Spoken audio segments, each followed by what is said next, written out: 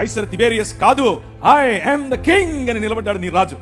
I am the king అని నిలబడినప్పుడు వచ్చిన రాజును పట్టుకుని వచ్చి బట్టలు తీసి కొట్టి ఆయన నెత్తి మీద ముళ్ళ కిరీటం పెట్టి ఇప్పుడు నిలబెట్టారు. నిలబెడుతూ మాట్లాడుతూ ఉంటే పిలాతు మాట్లాడుతూ ఉన్నాడు. పిలాతు is the representative of this Graeco Roman empire. ఈ మహా సామ్రాజ్యానికి ప్రతినిధి పిలాతు. పిలాతు నిలబడుకుని మాట్లాడుతున్నాడు. ఇప్పుడు ప్రభు అయిన యేసు క్రీస్తుతో అడిగాడు, ఏమయ్యా యూదుల రాజుకు క్రీస్తు నీవేనా? ఎస్, నువ్వన్నట్లే ఐ యామ్ ద కింగ్ అని చెప్పాడు. అవునా? నీకు విషయం తెలుసా?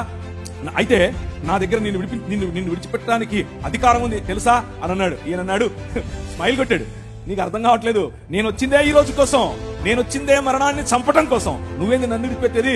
నేను ఇస్తే తప్ప అధికారం నీకు లేదు, పైనుంచి ఇస్తే తప్ప అధికారం నీకు లేదు. నేను పైనుంచి దిగి వచ్చిన వాడను. సమస్త రాజ్యాలను ఒక్క రాజ్యంగా చేయటానికి, సమస్త రాజ్యాలపైన ఏలుబడి చేస్తున్న మరణాన్ని చంపటానికి వచ్చాను. King is here.